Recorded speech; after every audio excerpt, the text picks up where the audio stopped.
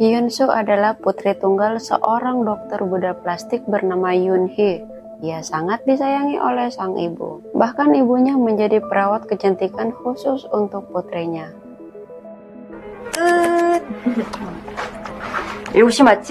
Ketika pulang sekolah, nampak seorang nenek sedang mencari cucu perempuannya yang menghilang sejak 10 tahun lalu. Teman sekelasnya Yunsu bernama Song Yung sedang menjalani operasi plastik klinik di ibu Yunsu.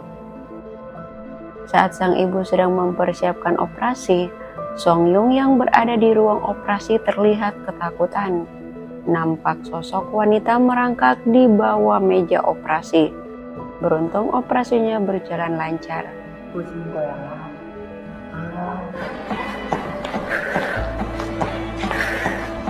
Singkat cerita, sebulan kemudian, Sokyung kembali masuk sekolah. Kecantikannya membuat ia terpilih sebagai model di kelas seni. Ia tersenyum mendengar pujian teman-temannya. Ketika pisau Yunsu mengenai wajah patung, tiba-tiba hal serupa terjadi di wajah Sokyung. Sontak hal itu membuat teman-temannya kaget melihat Sokyung berlari ketakutan. Samar-samar terdengar suara seorang gadis yang menginginkan wajahnya dikembalikan dan akan membuatnya cantik. Melihat keanehan tersebut, Yunsu langsung menghampirinya dan bertanya apa yang terjadi. Yang ternyata itu hanyalah halusinasi Sokyung saja. Shin berpindah ke Yoon-hee yang sedang membeli hadiah ulang tahun putrinya. Namun anehnya, ia membeli 2 buah gaun putih yang sama. Malam itu di rumah Yunsu, ia merayakan ulang tahunnya bersama sahabatnya. Saat sedang menyanyikan lagu ulang tahun, tiba-tiba lilin tersebut seperti ada yang meniupnya. Mereka pun segera menyalakan lilinnya kembali.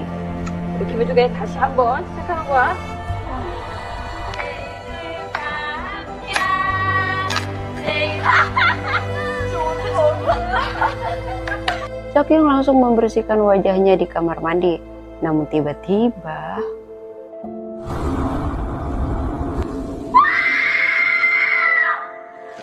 ia marah pada teman-temannya karena sengaja mengolesi wajahnya dengan kue ultah. Sejak kejadian itu, Sokyung mengurung diri di kamar berhari-hari yang membuat orang tuanya cemas dan menghubungi ibu Yunsu. Singkat waktu, Yunsu dan ibunya pergi ke rumah Sokyung. Akan tetapi, Sokyung hanya mengizinkan Yunsu masuk ke kamarnya. Sambil menyembunyikan wajahnya, ia berkata mengalami keanehan sejak melakukan operasi plastik.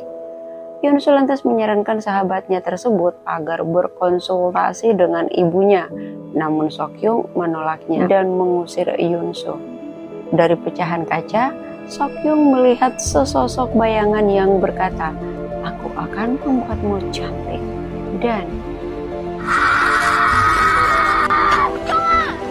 Sokyung ditemukan tewas dengan sebelah wajah yang penuh darah.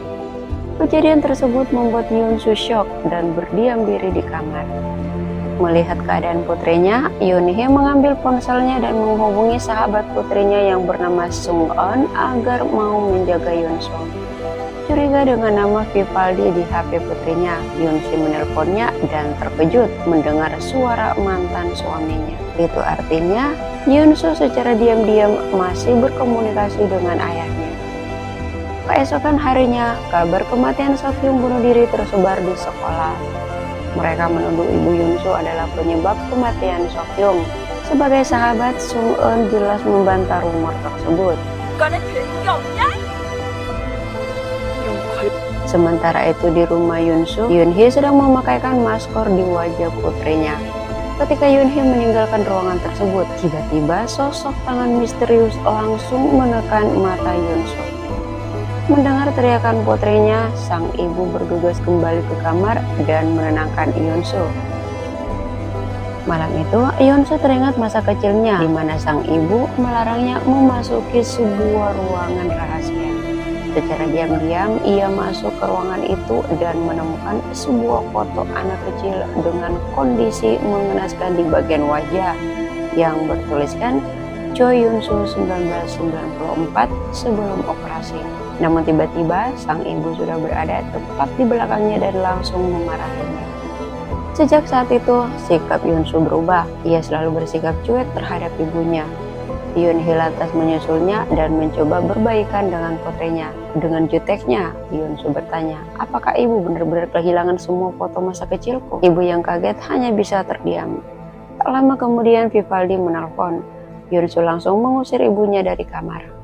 Namun dari luar kamar, ibu menguping pembicaraan Yun-soo dan ayahnya yang hendak bertemu. Yun-soo diantar Sung-eun bergegas menemui ayahnya, namun mereka tak menyadari bahwa Yoon-hee mengikuti mereka dari belakang. Sesampainya di sana, Yun-soo langsung memperlihatkan foto yang ia temukan di gudang kepada ayahnya.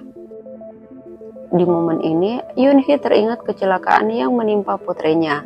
Shin pun flashback ke 12 tahun yang lalu, di mana waktu itu Yoon-hee meninggalkan Yun-soo sebentar di dalam mobil karena ia akan menyerahkan berkas yang diminta suaminya. Tak disangka, ia malah menemukan suaminya sedang adu mekanik dengan salah satu mahasiswanya. Pertengkaran mereka terhenti saat mobil Yoon-hee tiba-tiba meledak tanpa diketahui apa penyebabnya. Yun-soo yang berada di dalam mobil mengalami luka bakar di seluruh wajah. Dokter berkata kemungkinan Yun-soo tidak akan selamat dan meminta mereka untuk mengikhlaskannya. Karena suaminya lebih percaya dengan ucapan dokter, Yoon-hee sangat kecewa dan diam-diam membawa kabur Yun-soo dari rumah sakit. Setelah menyembunyikan Yun-soo di ruang rahasia, ia bergegas ke gereja memohon keajaiban dari Tuhan. Sesaat kemudian, seorang bocil perempuan yang tersesat menghampiri Yoon-hee dan memanggilnya ibu. Yoon-hee yang merasa ini adalah kiriman Tuhan langsung membawa pulang bocil tersebut. Bocil itu sangat bahagia karena merasa telah bertemu dengan ibu kandungnya. Yoon-hee lantas memberi nama bocil tersebut dengan nama putrinya, yaitu Yun-soo. Namun, Yoon-hee melarang Yun-soo masuk ke ruang rahasia. Si bocil itu bertanya, "Siapa dia, ibu? Apakah dia kakakku? Kenapa wajahnya diperban?" Yoon-hee dengan kasih sayang menjawab semua pertanyaannya bahwa itu adalah kakaknya yang sedang sakit.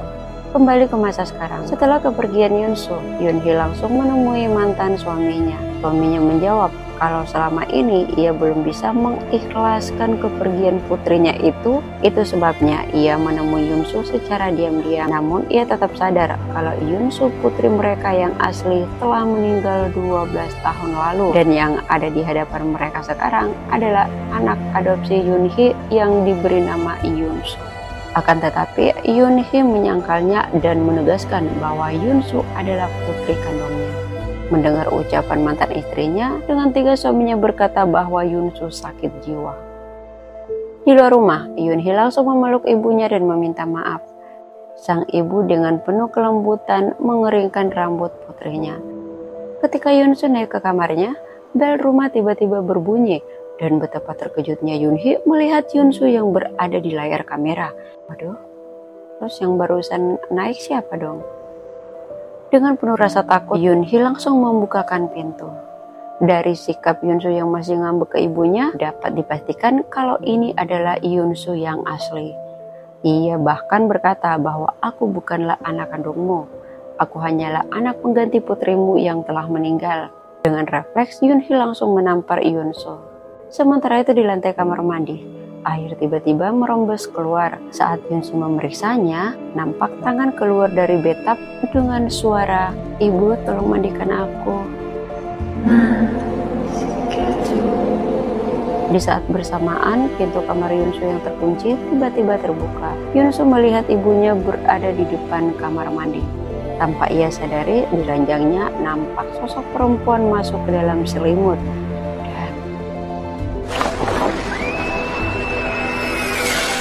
Ternyata itu hanya halusinasinya saja. Keesokan harinya, Yun-soo memperlihatkan koran foto anak hilang 12 tahun lalu kepada Sung-eun. Menurutnya, foto itu sangat mirip dengan wajahnya. Mereka berdua berniat mencari tahu keberadaan orang tua Yun-soo. Shin berpindah ke dua teman sekolah Yun-soo yang bernama Hyewon dan Bok-soo. Mereka berniat melakukan operasi plastik di klinik Yoon-hee. Setelah melakukan oplas, mereka berdua terlihat sangat bahagia dengan wajah cantik. Saat sedang melukis, Boksu pamit ke toilet dan tiba-tiba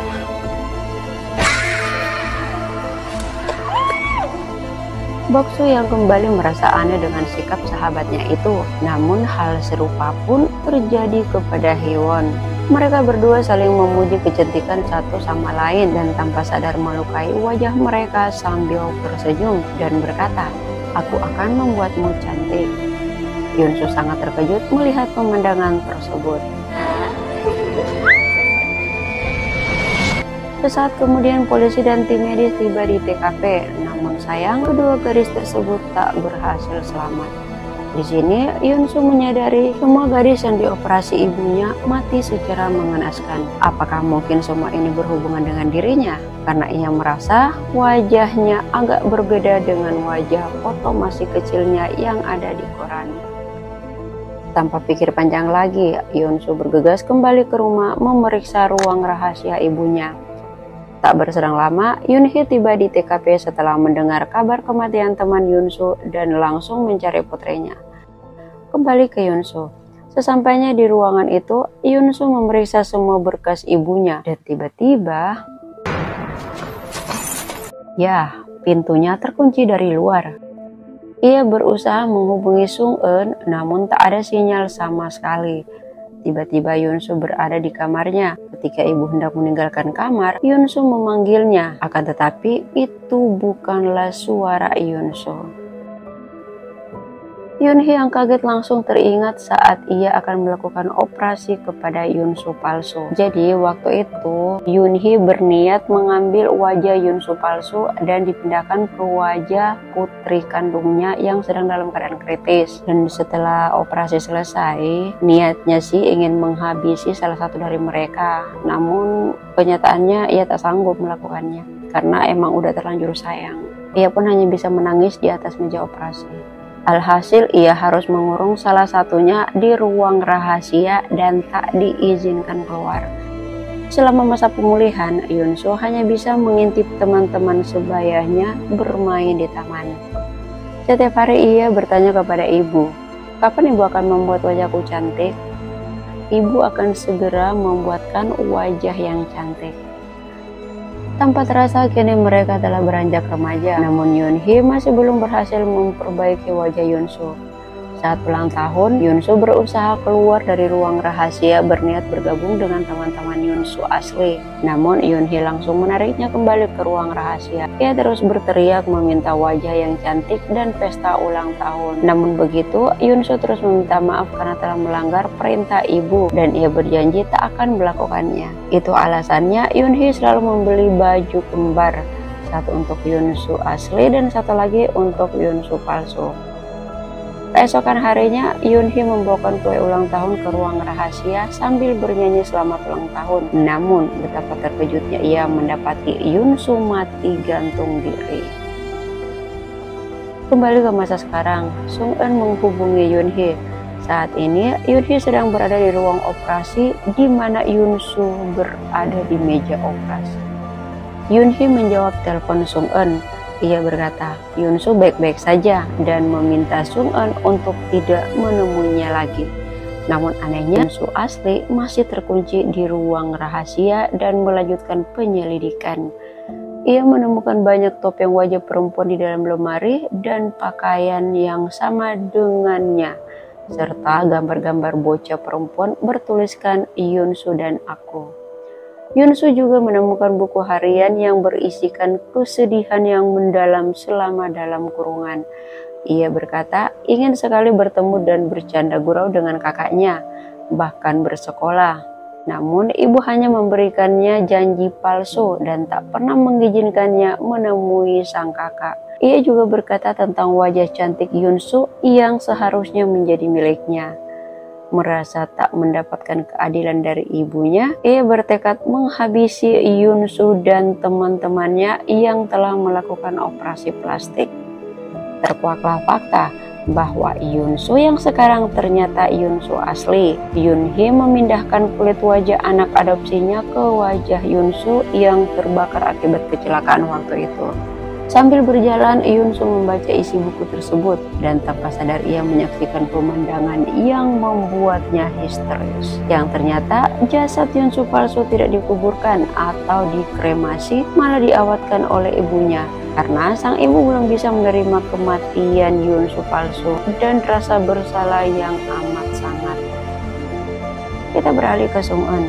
Tak ingin terjadi sesuatu pada sahabatnya, ia bergegas OTW rumah Yunsu. Beruntung Yunsu mendapat sinyal sehingga Sung Eun berhasil menemukan Yunsu di ruang rahasia. Yunsu berniat mencari ibunya, namun Sung Eun mencegahnya karena saat dia menelpon, ibunya berkata sedang bersama Yunsu. Yunsu yang panik bergegas menyelamatkan ibunya dari arwah Yunsu palsu. Sementara Sung Eun yang berada di belakang tiba-tiba bertemu Yunsu yang bertingkah aneh dan ternyata itu adalah Yunsu palsu yang membuat Sung Eun pingsan.